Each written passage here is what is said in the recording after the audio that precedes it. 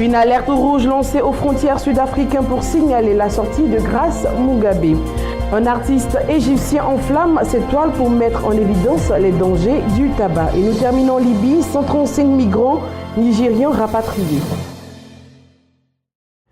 Bienvenue à tous et merci de suivre la chaîne panafricaine. Nous débutons ce journal avec l'actualité religieuse. La conférence internationale sur les personnes et l'onction du Saint-Esprit en abrégé, SIPOSE 2017, a eu lieu le samedi 12 août 2017 à Abidjan. Ces hommes et femmes accueillis dans la liesse sont les nouveaux pasteurs et serviteurs de Dieu issus de la 19e promotion de l'Institut biblique Le Chandelier IBC. Devant parents et amis, ils ont été présentés à Dieu et consacrés le samedi 12 août 2017 à l'occasion de la SIPOSE 2017, la conférence internationale sur la puissance et l'onction du Saint-Esprit. Placée sous un thème évocateur intitulé « Quand l'onction descend », la SIPOSE 2017 a aussi été un temps d'enseignement et diffusion du Saint-Esprit présidé par le révérend docteur Philippe Kwasi.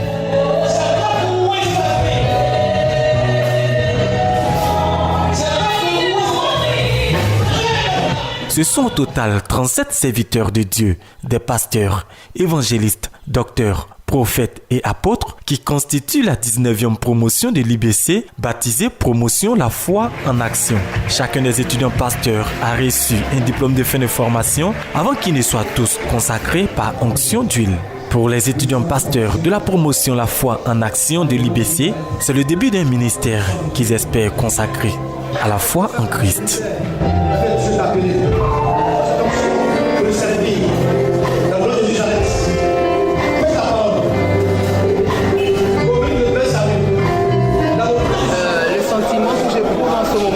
La reconnaissance à l'Éternel qui a été notre soutien depuis le début de cette formation jusqu'aujourd'hui. Et un sentiment de grande responsabilité parce qu'on servait Dieu dans l'informel.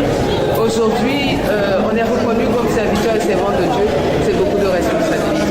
Je suis très heureux de participer à l'école du Seigneur et des sorties afin de pouvoir gagner des âmes dans cette nation. Initiateur de la SIPOSE et fondateur de l'IBC, le révérend docteur Philippe Kwasi est revenu lui sur l'importance de la formation des hommes de Dieu. Surtout, avant de commencer l'œuvre de Dieu, il faut la formation. Même si tu dis que cette équipe va te former, l'Église de Dieu a établi dans l'Église des apôtres, des prophètes, des évangélistes, des pasteurs, des docteurs. Dieu leur a donné la connaissance pour communiquer cette connaissance-là aux autres, afin qu'ils puissent aussi connaître la parole de Dieu. C'est ce que nous faisons dans l'Institut biblique Le Chandelier. L'Abada Festival, la plus grande rencontre culturelle du peuple bétibé, a été placée cette année sous l'égide du Saint-Esprit à travers une adoration et louange. De nombreuses chorales et des artistes chantres ont animé cette nuit de louange. L'Abada Festival est la plus grande rencontre culturelle du peuple bétibé dans l'extrême sud-est de la Côte d'Ivoire. Cette 4e édition a été placée sous l'auspice du Saint-Esprit à travers cette nuit d'adoration et de louange qui a réuni les autorités politiques et religieuses de Tueboué dans le département d'Adiaké. Cadre de Tueboué, M. Joseph Nyoua milite pour un changement de mentalité pour la conversion de son peuple, le peuple bétibé. De nombreuses chorales ont assuré le spectacle en cette nuit.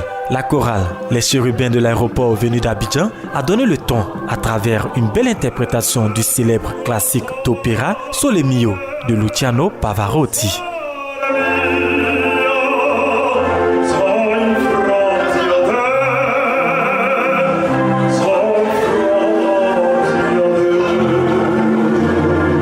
La chorale La Voix des Chérubins, elle, a visité le riche répertoire local. Mais l'attraction aura été sans nulle contestation les chorales Harris et les mamans apôtres de Tueboué.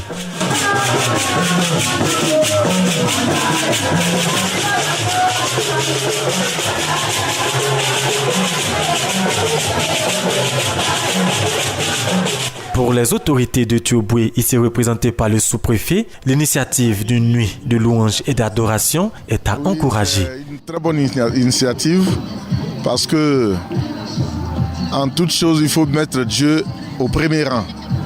Et c'est ce que les organisateurs viennent de faire en dédiant cette soirée à Dieu le Tout-Puissant. Les chantres Elkana et Otis Indi ont donné un cachet spécial à cette nuit de louange à travers des prestations qui ont tenu en haleine le peuple bétibé. Au dire de l'initiateur et parrain, cette nuit de louange et d'adoration a répondu à toutes les attentes. Si on confie Ethiopie à Dieu et qu'on laisse ces histoires de créatures, de création, et que nous confions Ethiopie au Créateur, nous allons bénéficier. Et nous avons cette foi-là. Placé ainsi sous l'égide de l'Éternel Dieu, le festival Abada 2017 s'est ensuite déroulé dans une très bonne ambiance.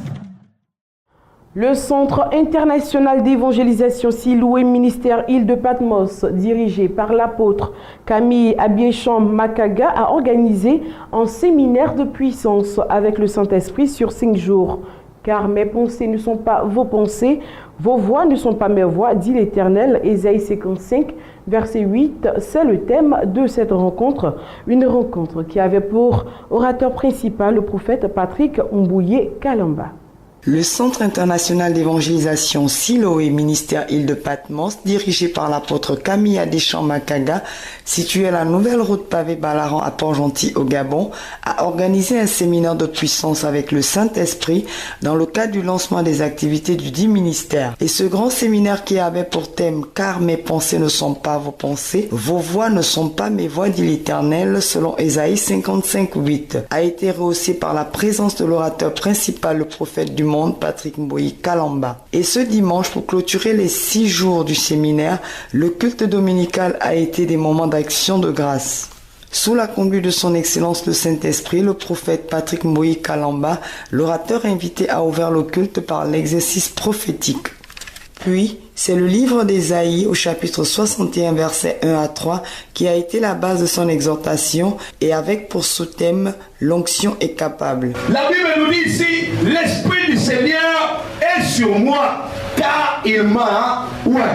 Dieu ne oué pas quelqu'un en vain. Quand Dieu oué quelqu'un, c'est pour faire la différence.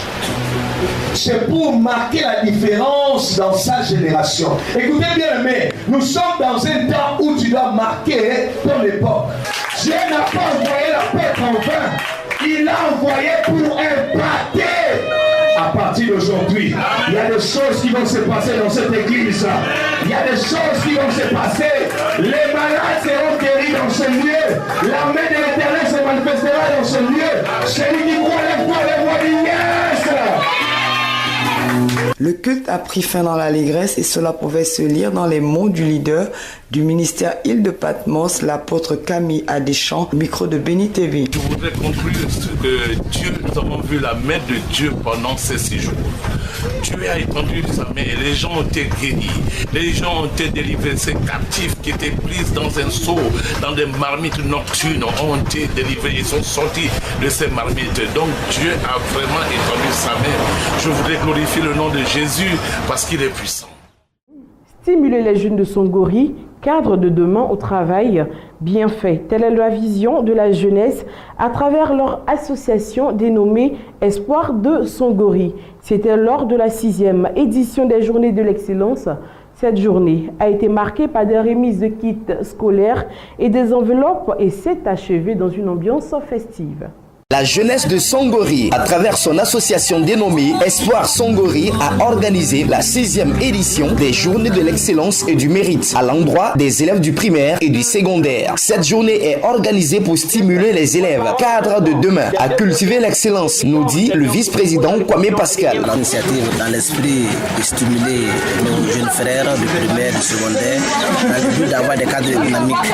Donc à travers les récompenses que nous faisons chaque année, nous créons une scène numérique population, au sein des élèves, de façon à avoir l'excellence. Dongo Kwame Félix, président de Espoir Songori, a relevé l'importance de la finition du centre de santé du village et l'utilité de cette journée. La construction du centre de santé rural, nous avons fait une visite des sites.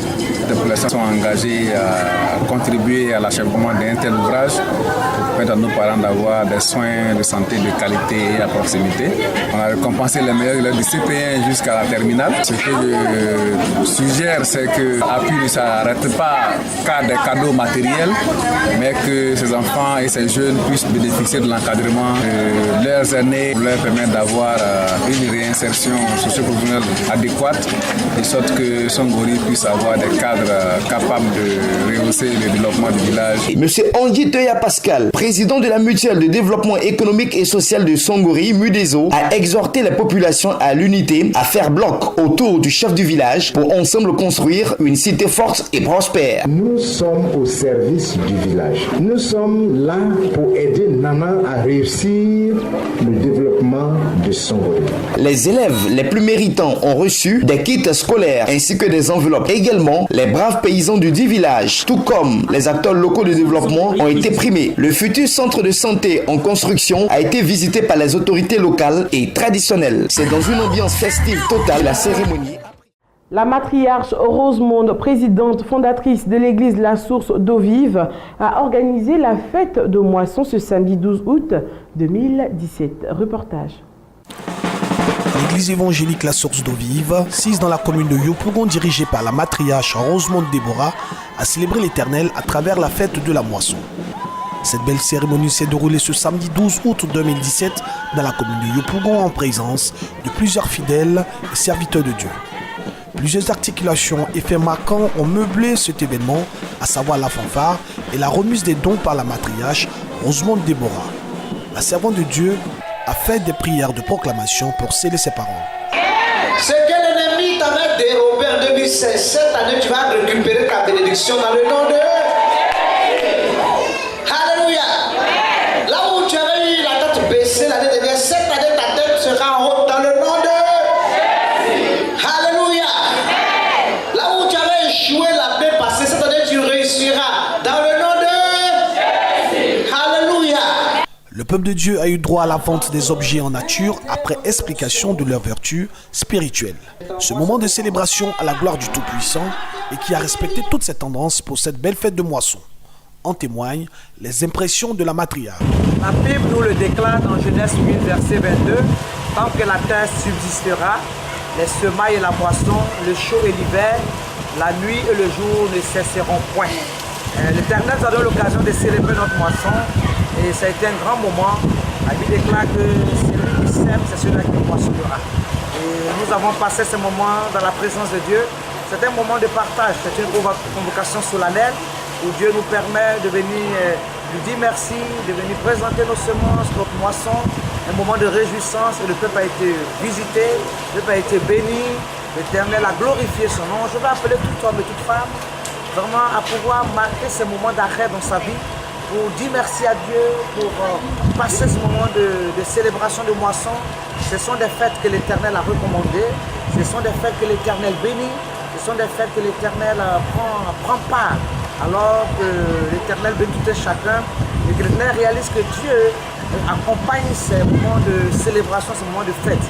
Le peuple a été béni, tout et chacun a été béni et que le nom du Seigneur soit glorifié. Amen. L'Éternel a été honoré par ce moment de célébration à travers la fête de la moisson.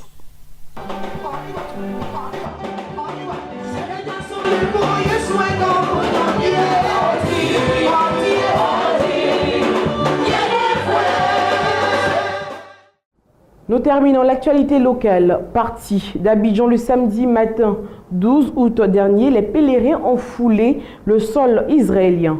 Rappelons que ce voyage est organisé par la chaîne Béni TV en collaboration avec King Voyage. Ils étaient tous très heureux de pouvoir enfin marcher sur les traces de notre Seigneur Jésus-Christ.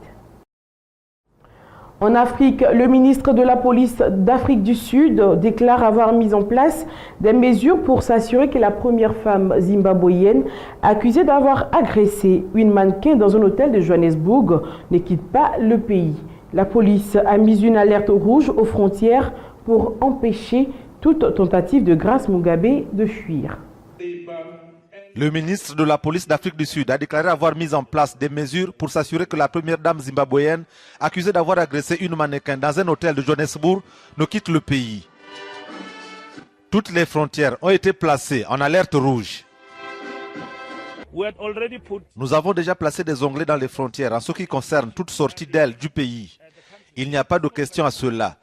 Des onglets ont été mis, l'alerte rouge a été mise, donc elle n'est pas quelqu'un à se dérober de ce qu'elle a dit. En fait, elle a sa propre version des faits. Grace Mugabe devait comparaître devant le tribunal mardi concernant les allégations selon lesquelles elle aurait attaqué la mannequin avec un cordon d'extension électrique mais ne s'est pas présentée. Des sources proches de la première dame ont indiqué qu'elle a demandé l'immunité diplomatique dans cette affaire, bien qu'elle ne soit pas encore formellement accusée. Au Nigeria, l'imagination pour aguicher les consommateurs n'a pas de limite. Une entreprise vient de mettre sur le marché des œufs cuits colorés. Avec cette innovation, l'entreprise Funtuna prend une longueur d'avance sur la concurrence grâce à un avantage comparatif sur le marché de Lagos. Au Nigeria, l'imagination pour aguicher les consommateurs n'a pas de limite. Une entreprise vient de mettre sur le marché des œufs cuits colorés. Avec cette innovation, l'entreprise Funtuna prend une longueur d'avance sur la concurrence grâce à un avantage comparatif. Les couleurs que nous mettons sur ces œufs sont les mêmes que celles que vous trouverez dans vos gâteaux, vos bonbons et vos sucreries. Ce sont des couleurs alimentaires, elles sont entièrement comestibles. Cependant, la couleur reste sur la coquille. Par la suite, les œufs sont alors conditionnés dans des emballages prêts à être livrés aux consommateurs. La première fois que j'ai vu cela, ça ressemblait à un jouet. Je pensais que c'était l'un de ces jouets pour enfants. J'ai vraiment été étonné quand on m'a dit que c'était comestible. C'est intéressant, c'est novateur. La société Funtuna travaille à augmenter sa production pour desservir tout le Nigeria. Nous terminons ce journal en Libye. Les autorités libyennes ont rapatrié jeudi 135 migrants nigérians, dont de nombreuses femmes et enfants au bas âge qui avaient tenté sans succès de traverser la Méditerranée pour rejoindre l'Europe. Retour au pays pour 135 migrants nigérians illégaux de Libye. Les autorités libyennes ont rapatrié ce jeudi ces migrants nigérians, dont de nombreuses femmes et enfants en bas âge, qui avaient tenté sans succès de traverser la Méditerranée pour rejoindre l'Europe. Aujourd'hui, nous avons le retour volontaire de 135 migrants nigérians illégaux qui avaient été sauvés en mer par la garde côtière.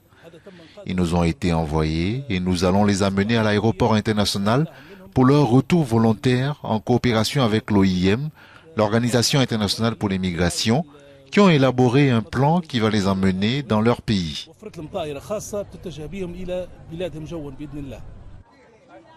De nombreux migrants, incapables d'accomplir avec succès la traversée périlleuse vers l'Europe, se retrouvent dans l'insécurité, sans travail et sans ressources en Libye et optent pour le rapatriement. Je m'appelle Marie, je viens du Nigeria. Ils m'ont expulsée aujourd'hui pour mon pays au Nigeria.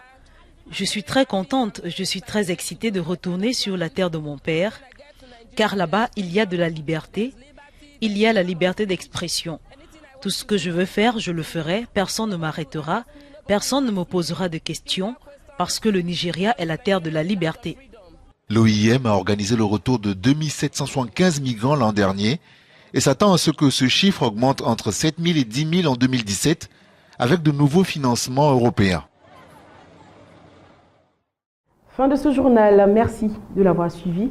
Excellente semaine. Que Dieu vous bénisse.